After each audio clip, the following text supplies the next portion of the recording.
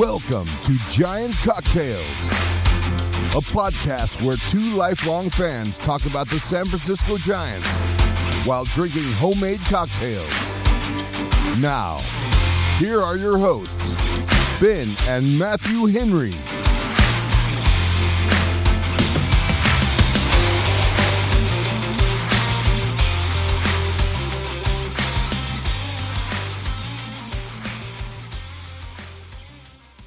Welcome back to Giant Cocktails Midweek Review, the show where we break down all things Giants and cocktails like it's a 3-0 count and we've got the green light.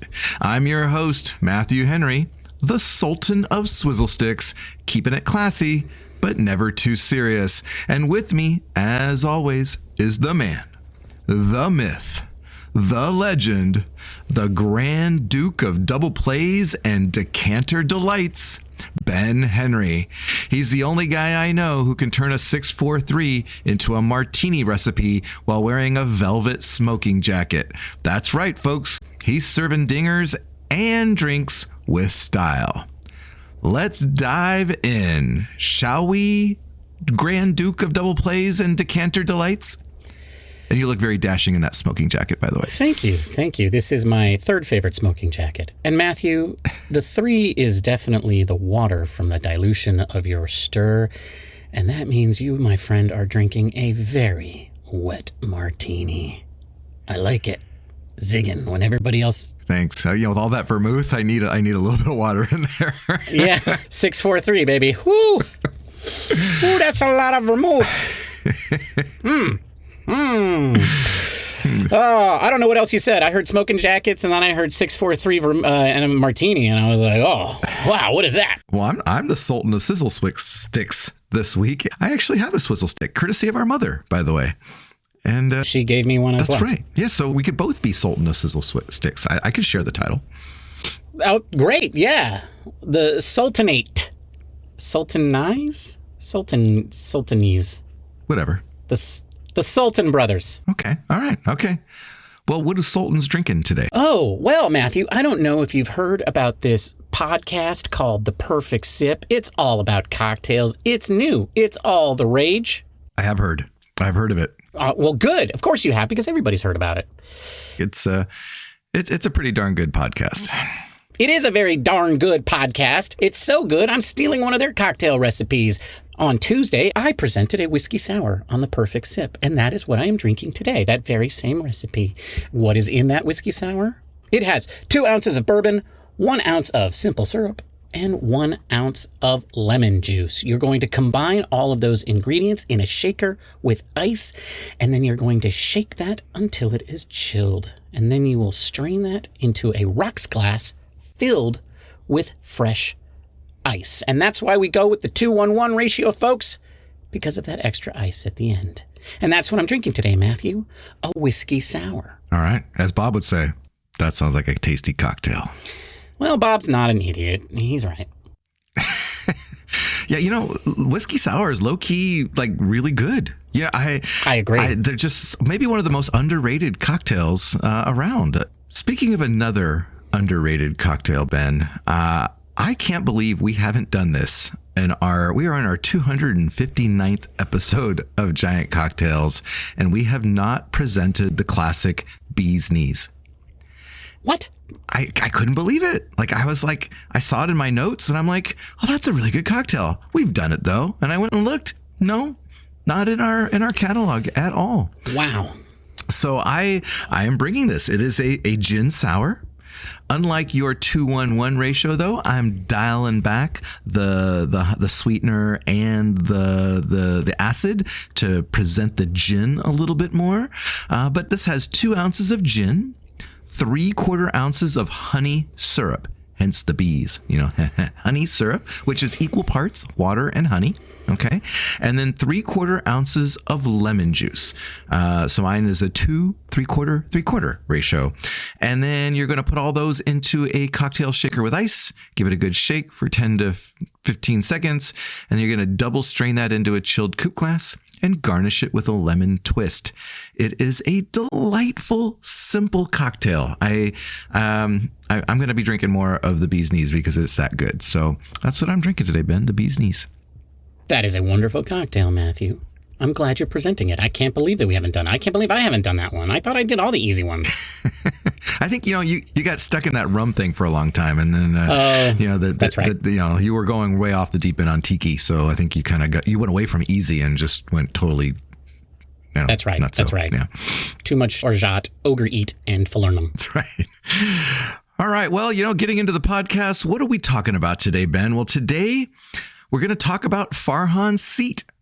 Might be getting a little bit hotter, especially as we get to the end of the season. And we'll talk a little bit about why we think that.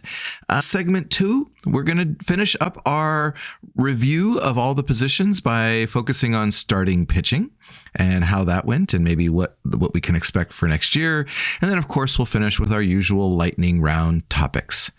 Ben, today is Wednesday, September 23rd, as we record this podcast. I would like to say that the Giants are about to sweep the Arizona Diamondbacks to be one game over 500. But as we are recording, it is in the 7th inning and the Diamondbacks are winning 5-1. So I'm just going to go out on a limb and say the Giants didn't win today. Now, if they did, and we've published this podcast and we were wrong, then I fully expect you to tell me that we were wrong, folks. But, I can't put it in the win column. If we were ahead 5-1, I would be counting it, but we're not. So I'm going to say that we are 79-80.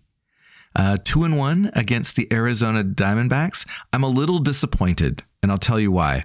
If we had swept the Diamondbacks, Ben, I went through all of the last, since Farhan came over in 2019, I went through and I added up all the wins and the losses because I just wanted to see how close we were to homeostasis over the full, 6 seasons that we've been there. And it actually wasn't close. It was way over 500. But then I removed 2021 because when you're doing statistical analysis, you have to remove the outliers. Of course. They're flukes. Yeah. Yes. So I removed 2021. And then I realized that if we beat the Diamondbacks today and then swept the Cardinals for the other 5 seasons, we would be at exactly averaging 2 games under 500. That we would have been homeostasis for the rest of the season, or all other seasons besides 2021. And I was like, of course, it's homeostasis. But alas, the best we can do is 1 game under homeostasis. So what you're saying is, Matthew, that when you remove 2021, they're not even as good as homeostasis over the rest of those games. That's what I'm saying. Yeah. That's a super downer. You know why I'm upset, Matthew, is that the Atlanta Braves and the New York Mets got rained out today. I know. And that means they have to play on Monday, which is crazy. That's so funny. So they got to go finish up their whatever series they're doing, and then they got to fly back to, what is it, Atlanta? And they're going to have to fight it out with the D-bags. But Matthew, if only if that win matters, though. Yes, that's true. And if the Giants had swept the D-bags, it would have mattered more. But what really upset me, Matthew, was that because they didn't play today, the Braves couldn't move within a tie with the D-bags. So that means that the Giants couldn't knock the D-bags out of a playoff spot today, no matter what happened. And that's probably why they're losing. They just felt deflated. Probably. I mean, Zach Gallen had nothing to do with it. I hate that guy. I don't like any pitcher with glasses. I think, don't trust him. Okay. Yeah. I don't know why I said that. If you wear glasses, I wear glasses all the time, folks. Don't trust me either. I mean, I'm watching Matthew right now on the Zoom call that we're on, and he's got glasses on. So maybe we should get on to our segments, Matthew. Okay. Yeah, we should. So this week, Farhan met with, I think, 4 beat reporters, as Andrew Baggerly said, and they hammered him with questions. And to Farhan's credit, he answered them. Got to give the guy credit. He doesn't dodge the media. Maybe he should dodge the media more. Maybe he should. I have said this in the past. I know. Yeah, you give him credit now. Later, you're going to take that credit away by saying he needs to keep his mouth shut. He does. I have said that. But I admire the fact that he's willing to talk, but the things that he says, sometimes you're like, ooh, Farhan, don't say that. Best rotation in baseball. Going to give Marco Luciano more DH at bats. Oh, man. So he did say a lot in this article. First, he kind of acknowledged that he may not be the one making decisions about the offseason. He's like, yeah, they've got to make a decision. They're evaluating my performance and I'm evaluating everybody else's performance and we'll see. So that was okay. That's one thing that at least he knows that he's on the hot seat.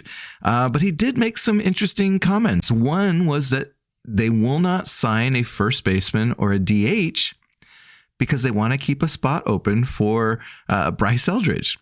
Bryce Eldridge opening day, baby. Yeah, woo! And I don't know if it's opening day, but he did say that that Oh no, it's happening opening day.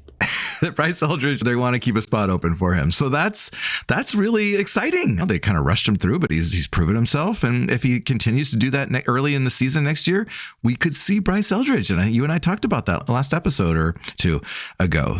I know we did, and I just declared opening day. Okay. Are you drunk? Shut up, Bob. I might be a little drunk, Bob. What I also think was interesting was that Baggerly reports that while Johnson has been a ardent supporter of Zaidi since he's taken over, that there has been some fractured thoughts amongst the ownership group, and particularly on the executive team that includes Buster Posey. And he says that a decision has already been made about Farhan Zaidi, but they're not going to announce that until after the season. Ben, that doesn't sound good. Because would you just say it right now that Farhan's safe and that stop bothering us with all these comments? He's going to be back for another year. Wouldn't you just put that whole speculation behind you? Wouldn't you? It's not good, right? It's not good. It's not good. No, it's not good. It's not good. You want a vote of confidence, especially if the answer is he's definitely staying. You know, I heard other people conjecturing that they hadn't made a decision. Who was that? Oh, wait, it was me making that same argument. When was it? A week ago today. But here it is. Baggerly saying they have made a decision. And the decision, if the decision was he's staying, then they would have said that. Amongst especially when all this other scuttlebutt came out.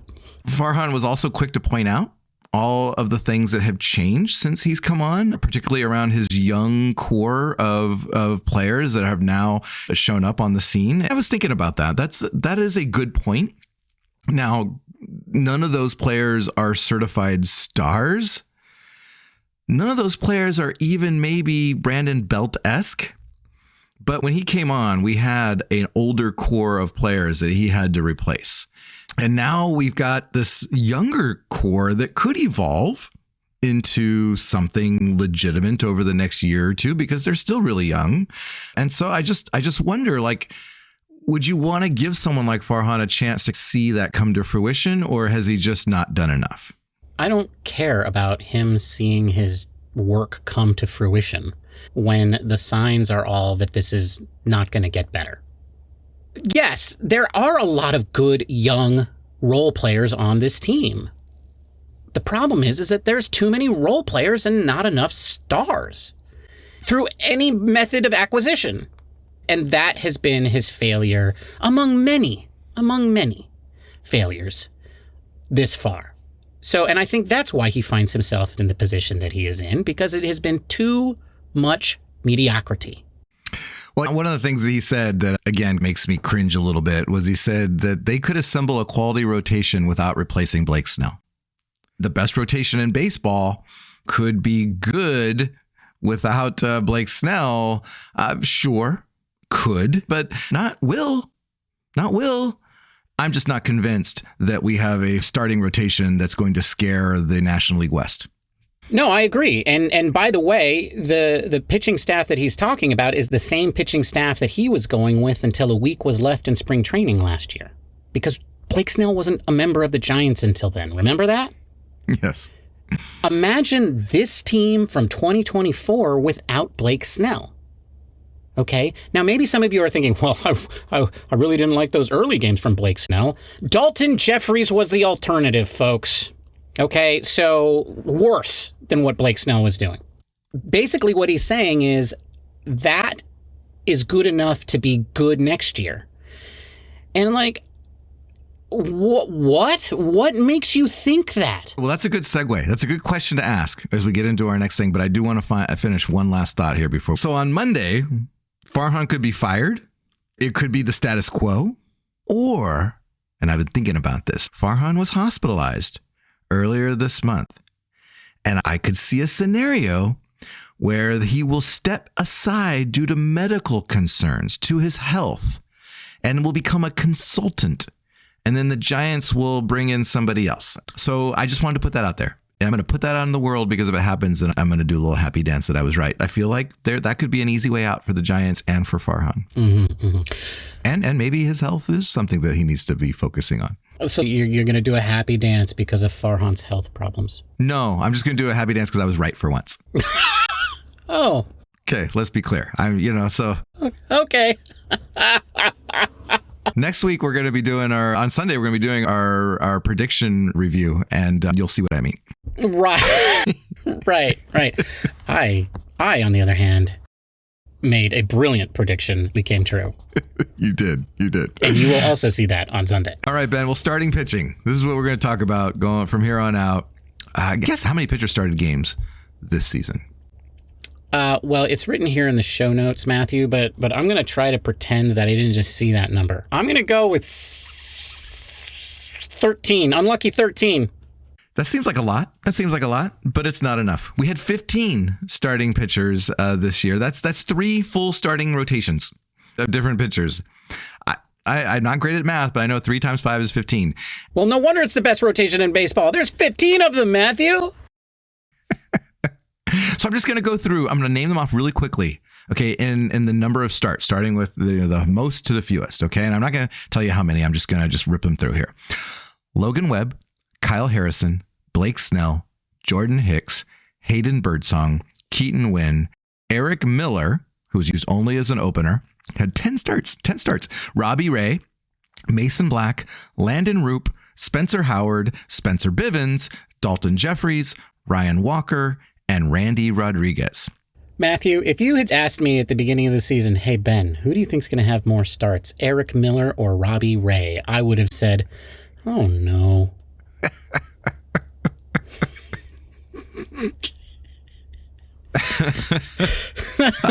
Eric Miller had 10 starts. He pitched like 10 1/3 innings during those 10 starts. So, I mean, he was strictly an opener, get through the top of the lineup and then hand it off. There's a space for that in today's game, I guess. But there's specifically a space for that when you don't have a starting pitcher, right? You're doing a bullpen game, then yeah, put one of your best guys at the beginning so that you get those leveraged outs. So maybe we could go through the pitchers and look at who's coming back and who we need to rely on for next year, since apparently we're not signing any free agent starting pitchers for next year. No, because we don't need them.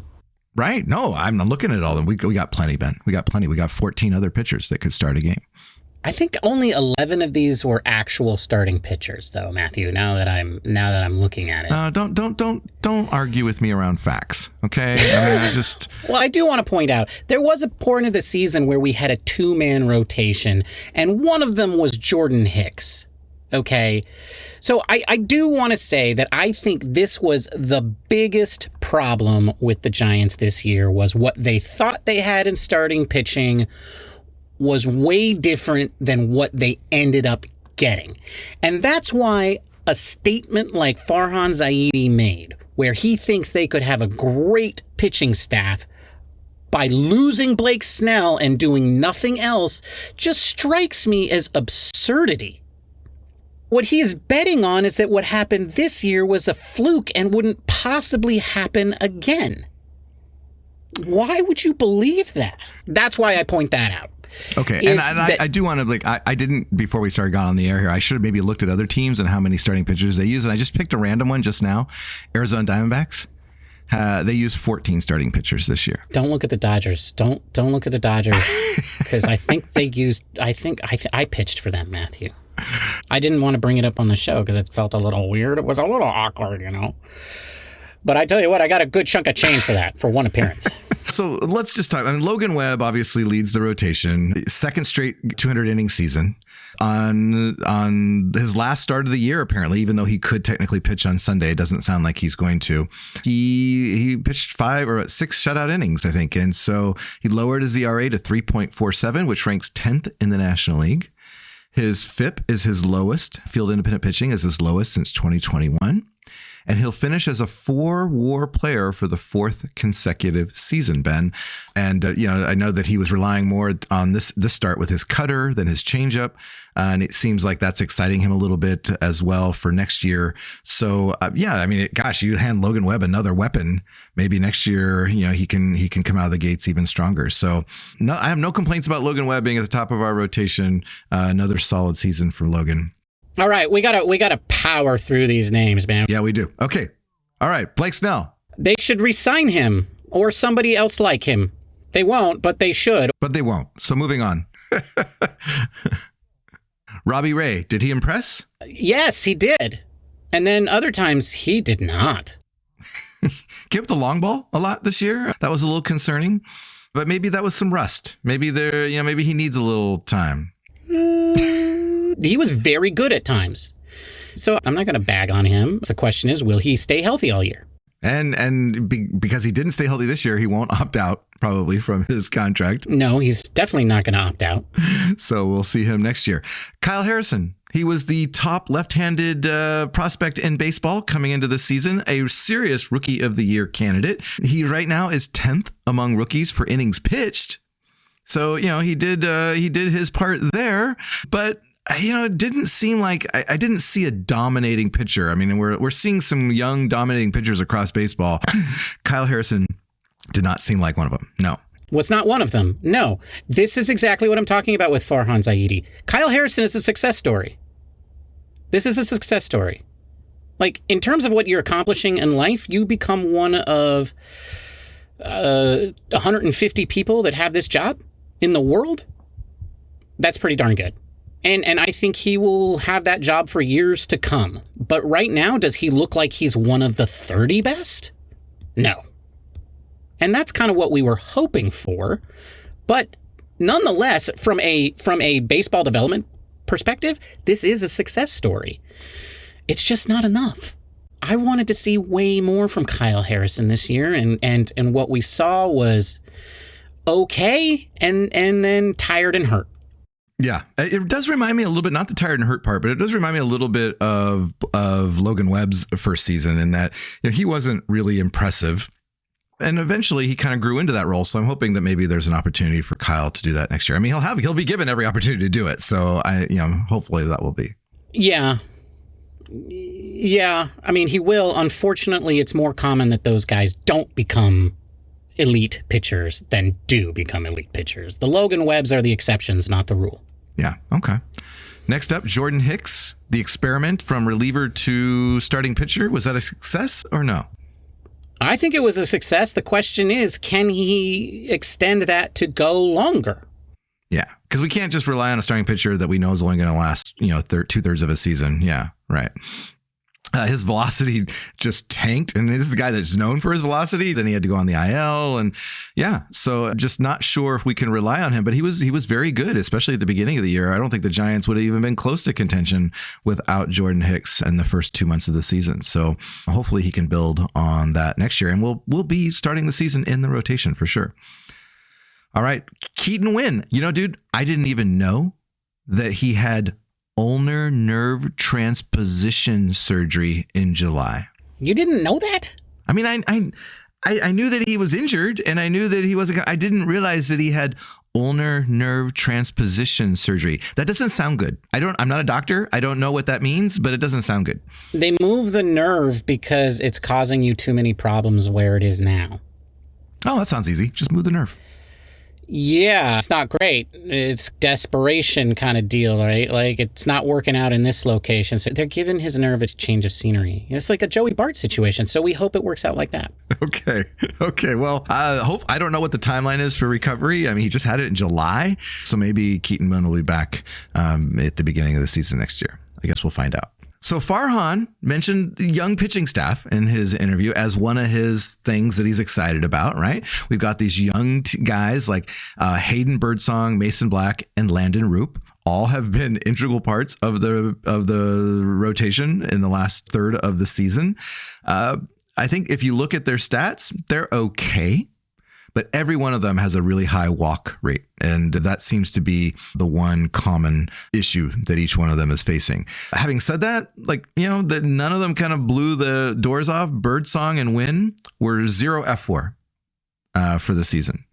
Positive about Hayden Birdsong, has shown flashes of really good quality stuff. He's 4th among rookies with a .211 batting average against, which I think sounds good.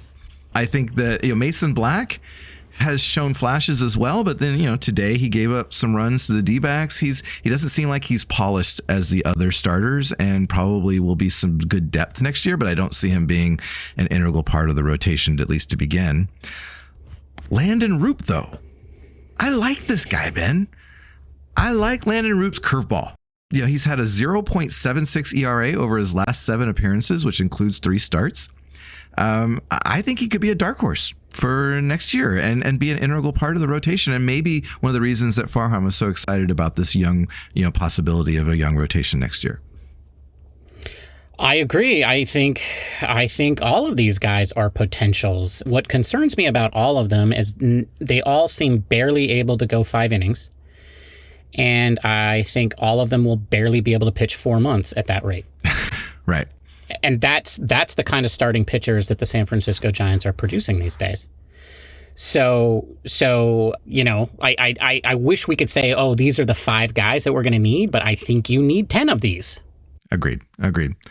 In the minors, there's only 2 other really starting pitchers that are on the 40-man. Trevor McDonald, who I think we talked about last week or something like that. But what I thought was interesting is that he's been in this system for a few years, but this season he went from rookie ball to AAA all in one season.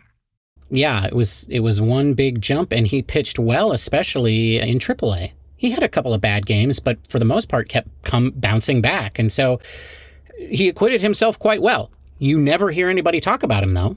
No. Yeah, that'll be interesting to see if he becomes an integral part next year. I don't think that Kaiwei Tang would be the first person that they would reach out to in AAA if they needed some rotation depth, because we've already seen how that turned out. Matthew, since Farhan Zaidi says we don't need to go sign another pitcher after we lose Blake Snell, who's your opening day rotation? Okay, it would be Logan Webb, Robbie Ray, Kyle Harrison, Jordan Hicks. And right now, as much as I like Landon Roupp, I'm going to say Hayden Birdsong. I'm going to go with Landon Roupp. I think he wins it out. Okay. All right. Otherwise, I think you're correct.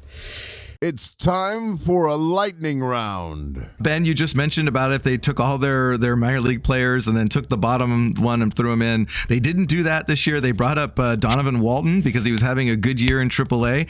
As Cole Kuiper said on Giants Talk, he said he ate shit in AAA, and they gave him a reward for moving him up to the majors.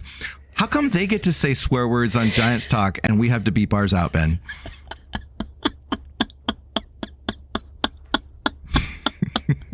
I wasn't expecting this question, Matthew. I don't know. Because we're a family show. You were all like, we're a family show and we can't swear. And then Cole Kuiper's over there dropping S-bombs. Yeah, no. It's the family show that has just some casual drinking.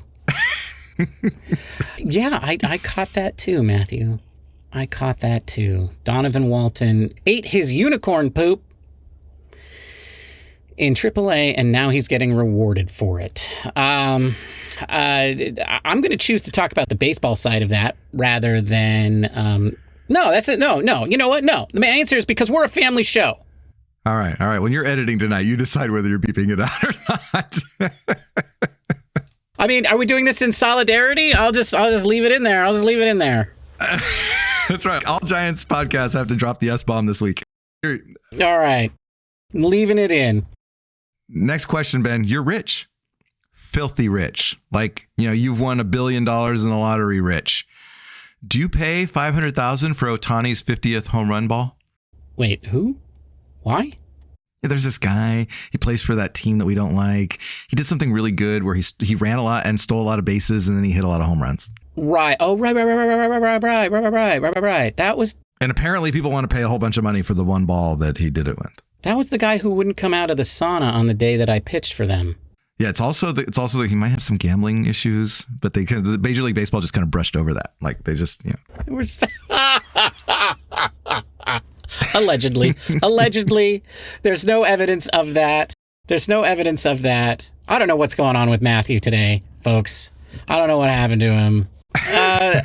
What would I do with that stupid ball? I'd give it to my dog. Would I pay $500,000 for it? No, I would pay $500,000 to have somebody just follow me around and make sure that I never see any LA Dodgers apparel or sign or their name mentioned. I would pay somebody $500,000 a year to just do that. Okay. That's what I would pay $500,000 for. I would not pay anything for that stupid ball, but if I had that stupid ball, I would give it to my dog. If it was a Dodger fan, like if it was a certified Dodger fan, I would not pay for it. But if it was like the fan of the other team, which I think it was, then I think I'm paying some guy from Florida $500,000 just so I could give it to your dog. Like I would like put that on there. Like, oh yeah, okay. So it never crossed the Dodger fan or Dodger team's hands.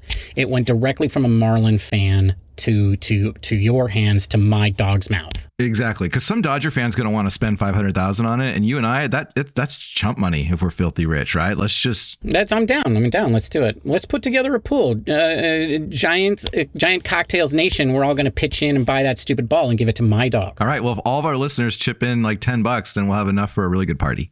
All right, Ben. The final question. Okay. We got to keep asking it. We got to keep asking it. This is the bit. It's okay. Will the Giants make the playoffs? Yes. I'm going to go out on a limb and say no.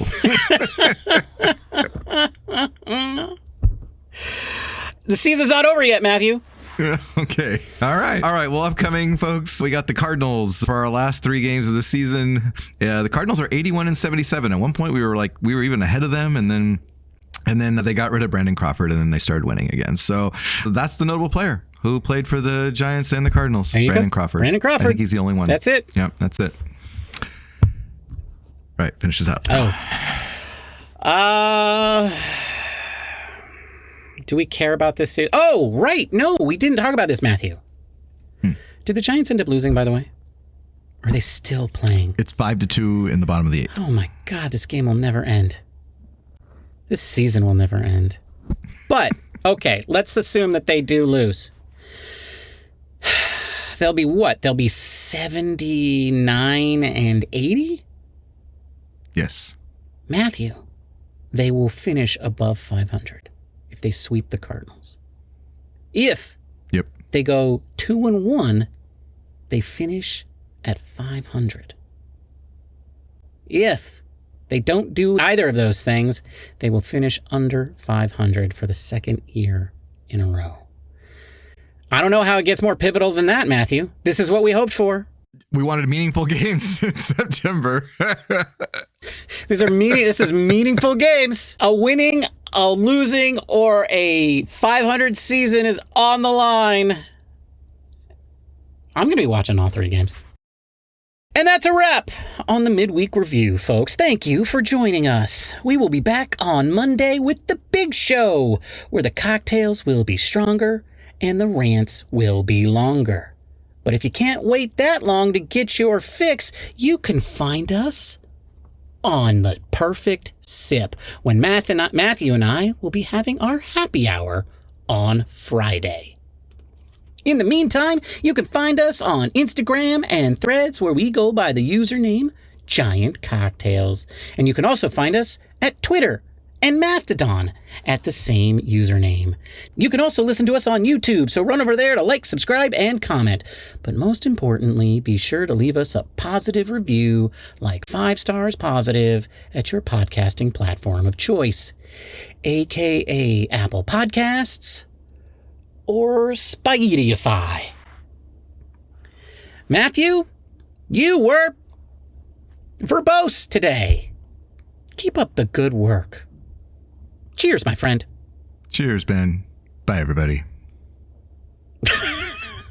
I was verbose. I'm like the Giants. I'm coming on at the end of the season. You are, man. You could not stop Matthew. He was like, I wrote all of these names down. I'm going to talk about every single goddamn one of them. I put down these 8 bullets about Farhan Zaidi. I'm going to say all of that. Goodbye. Thank you for listening to the Giant Cocktails Podcast. Until next time, bottoms up.